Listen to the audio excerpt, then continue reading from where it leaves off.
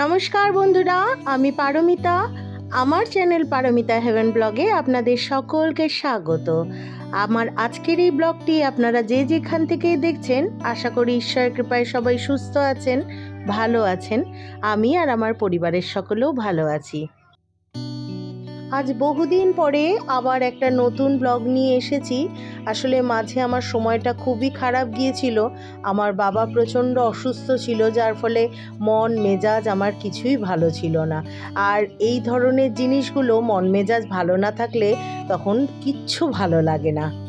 ব্লগটা অনেক দিন আগেই আমার শ্যুট করে রাখা ছিল, কিন্তু শুধুমাত্র ভয়েস দেওয়ার অভাবে ব্লগটা আমি পোস্ট করতে পারিনি।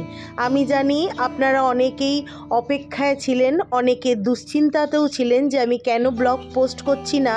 আমাকে কয়েকজন জিজ্ঞাসাও করেছিল, তাদের আমি সবাইকে ওই একই উত্তর দিয়েছি যেটা আপনাদের জানালাম।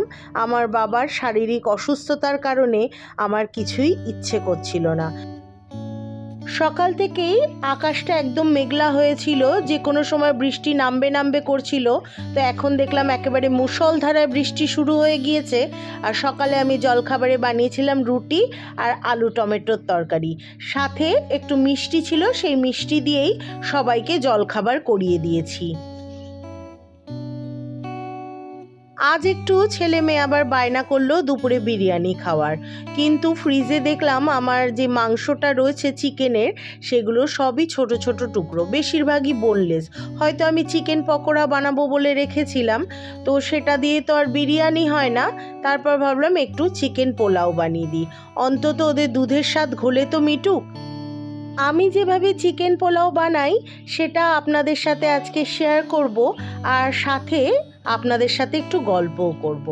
চিকেনটাকে প্রথমে আমি একটু পাতিলেবু নিংড়ে নিয়ে সেই পাতিলেবুর রসটা দিয়ে ম্যারিনেট করে অন্তত 15 মিনিটের মতো রেখে দিয়েছিলাম। তারপর তার মধ্যে যা চিকেনের মশলা, পেঁয়াজ, আদা, রসুন, গরম মশলা, তার সাথে ধনের গুঁড়ো, জিরের গুঁড়ো, কাশ্মীরি লঙ্কার গুঁড়ো সব একসাথে আমি ব্লেন্ডারে ব্লেন্ড করে নিয়েছিলাম। ওই থকথকে মশলাটা দিয়েই চিকেনটা তারপরে আবার খানিকক্ষণ মেখে ম্যারিনেট করে রেখে দিয়েছিলাম। আমার বাবা বিগত বহু বছর ধরেই বিভিন্ন রোগ ব্যাধিতে ভুগছেন। আসলে বয়সটাও অনেকটা হয়েছে, তার সাথে ভারী শরীর আর নানান রকম সমস্যা তো রয়েছেই বয়সকালে যেগুলো হয়। আর তাছাড়া উনি বলে না, যৌবনকালে প্রচুর অনিয়ম করেছেন, মানে স্বেচ্ছাচারিতা যাকে বলে, যা খুশি খাওয়া, আর প্রচণ্ড ধূমপান করতেন, নেশাও করতেন, যার ফলে তার ফলগুলো এখন বয়সকালে দেখা দিয়েছে। ওনার প্রবলেম বলতে প্রোস্টেটের প্রবলেম আছে, তার সাথে অ্যানাল ফিস্টুলাও দেখা দিয়েছে। আর অ্যানাল ফিস্টুলার প্রোস্টেটের প্রবলেম তো আপনারা সকলেই জানেন, প্রচণ্ড বেদনাদায়ক হয়, প্রচণ্ড ব্যথা হয় তাতে। সাথে নার্ভের রোগও ছিল। আর আমরা বুঝতে পারিনি ওনার যে দুবার স্ট্রোক হয়ে গিয়েছে। পরে যখন কথা জড়াতে লেগেছিল তখন জানলাম যে ওনার দুবার স্ট্রোক হয়েছে। আর তার সাথে এমআরআই করা, ইসিজি করা, এগুলো সমস্ত রকম টেস্ট ওনার করানোর পরে আমরা ওনার শারীরিক সমস্যাগুলো জানতে শুরু করি আর কি। এর আগে বুঝতে পেরেছিলাম, কিন্তু উনি কিছুতেই চিকিৎসা করাতে চাইতেন না। মানে আমার বাবা ভীষণ গোয়ার টাইপের লোক। ওনাকে যতবার আমরা বলেছি চলো হসপিটাল, চলো চলো ডাক্তারের কাছে চলো, দেখাও, না আমি ঠিক আছি, আমি ওষুধ খেয়ে ঠিক আছি, আমার এই তো পটি ঠিক হচ্ছে, আমার বাথরুম ঠিক হচ্ছে, এইগুলো বলতো।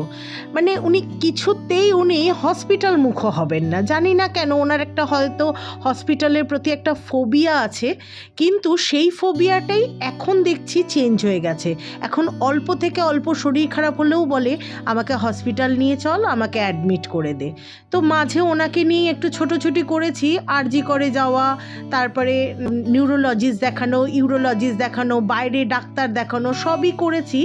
এখন একটু ইমপ্রুভ হয়েছে। মাঝে একেবারেই খাওয়া দাওয়া বন্ধ করে দিয়েছিল, তা এখন আবার খাওয়া দাওয়াটা শুরু করেছে, যার ফলে একটু শরীরে শক্তিও এসছে, কথাবার্তাগুলোও অনেকটা পরিষ্কার হয়েছে এখন, তাই আমরা একটু নিশ্চিন্ত। দুশ্চিন্তার খবর তো আপনাদের শোনালাম, চিন্তা দুশ্চিন্তা সবই আপনাদের সাথে শেয়ার করি। এবার একটু ভালো খবরও আপনাদের সাথে শেয়ার করি। এই কারণেও আমি মাঝে একটু ব্যস্ত ছিলাম। আসলে আমরা একটা নতুন জায়গায় শিফট করতে চলেছি। আমরা একটা ফ্ল্যাট কিনেছি, সেই ফ্ল্যাটের রেজিস্ট্রি, তারপরে সেই ফ্ল্যাটের কাজকর্ম নিয়েও ব্যস্ত ছিলাম। সেই ফ্ল্যাটে আমাদের যেহেতু কাজ করাতে হচ্ছে, আর একটা জায়গায় নতুন জায়গায় শিফট করতে গেলে অনেক কিছু চেঞ্জ করতে হয়, আপনারা জানেন। সেটা রং করা, সেটা অনেক জিনিস চেঞ্জ করতে হবে, সেই ডেকোরেশন করা যাকে বলে, সেটা একটু ব্যস্ত ছিলাম। খুব তাড়াতাড়ি সেই ব্লগ নিয়েও আসব আর আপনাদের সাথে শেয়ার করব আমার নতুন বাসস্থান, আমার নতুন নীড়। এই ফাঁকে আর একটা জিনিস আপনাদের দেখাই। আমার মেয়ের জন্য একটা ড্রেস অর্ডার করেছিলাম ফ্লিপকার্ট থেকে, সেই ড্রেসটা এসে গেছে। বেশ সুন্দর দেখতে ড্রেসটা। আসলে এখন ওরা ছোটো তো, এখন এইসব পরতে পারবে। আমার মেয়ে আবার দেখুন কি সুন্দর কায়দা করে তরমুজ কেটে এনেছে। আমাদের সবারই লাঞ্চ হয়ে গেছে আর আমার হাজব্যান্ড খেয়ে দিয়ে একটা ঘুম লাগিয়েছে। গুড ইভিনিং বন্ধুরা, আবার চলে এসেছি বিকেলে। সন্ধেবেলা একটুখানি চিড়ে ভাজা বানিয়েছিলাম, তার সাথে ঘরে একটু বাদাম ভাজাও ছিল, কেনা বাদাম ভাজা যদিও। আর একটু পেঁয়াজ লঙ্কা কুচিয়ে সুন্দর করে মেখেছি একটু চায়ের সাথে খাবো বলে। আসলে দেখতেই পেলেন সকাল থেকে বৃষ্টি হচ্ছিল, তাই আজকে ওয়েদারটা বেশ সারাদিন ভালোই গিয়েছে। আমার হাজব্যান্ড আবার দুপুরবেলা 3টে নাগাদ একটু বেরিয়েছিল কাজের জন্য, তারপরে ওইভাবেই এসে শুয়ে পড়েছে। জানি না আজকে এত কেন ঘুমোচ্ছে, আসলে হয়তো এক দিন শরীরে বেশি ক্লান্তি থাকে না, সেই কারণে হয়তো ঘুমাচ্ছে আজকে বেশি। আর এখানে আমার পাকা বুড়ির কাজ দেখুন, এসে এসে বাসন ধুচ্ছে, চায়ের কাপ কী ধুচ্ছে কে জানে। আমিও আর বারণ করিনি, কারণ মেয়ে সন্তান, অল্প বিস্তর কাজ জানা তো জরুরি। আমি এমনটা কখনোই বলবো না যে পরের ঘরে সংসার করতে যাবে কাজ জেনে রাখা দরকার। তবে আজকালকার ছেলে মেয়েদের পড়াশোনার সূত্রে অনেক সময় বাইরেও তো যেতে হয়, তখন তো একা একাই ওকে সব করতে হবে। ব্লিঙ্কিটে কিছু সদাই অর্ডার করেছিলাম, সেগুলোই এসেছে। চা পাতাটা বাড়ন্ত ছিল, আর তার সাথে আমার বাবার জন্য একটু ডাবের জল আর ওআরএসের 10 প্যাকেট আনিয়েছি নানান রকম ফ্লেভারের। বাবা এটা খেতে খুব পছন্দ করছে, আর এখন ওনার শরীরে এগুলো খুব দরকার। মেয়ে আবার বেরিয়েছিল ওর বাবার সাথে একটু কেনাকাটা করতে, মানে নিজের রং তুলি এগুলো কিনতে। আমার জন্য আবার একটা পারফিউমও কিনে এনেছে, সেটা তো আপনাদের আগেই দেখালাম। আর তার সাথে নিজের জন্য রং তুলি কি সব এনেছে কিনে। ছবি আঁকতে আমার মেয়ে বরাবরই খুব ভালোবাসে, আর ওর আঁকা ছবিগুলো যথেষ্ট সুন্দরই হয়।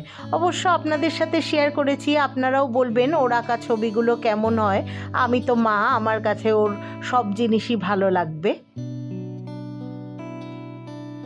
আজকের ব্লগটি আমি এখানেই শেষ করলাম। যদি কিছু ভালো লেগে থাকে তাহলে অবশ্যই একটা লাইক কমেন্ট করবেন, আর যদি কিছু নাও ভালো লাগে সেটাও আমাকে কমেন্ট করে জানাতে ভুলবেন না। আর যদি চান আমার পাশে থাকতে, তাহলে অবশ্যই আমার চ্যানেলটিকে একটা সাবস্ক্রাইব করে দেবেন। আর যারা অলরেডি আমার চ্যানেলকে সাবস্ক্রাইব করে দিয়েছেন তাদের জানাই অসংখ্য ধন্যবাদ। আজ তাহলে আসি, আবার দেখা হবে আগামীকাল একটি নতুন ব্লগ নিয়ে। ভালো থাকবেন, পরিবারের সকলকে ভালো রাখবেন। টাটা।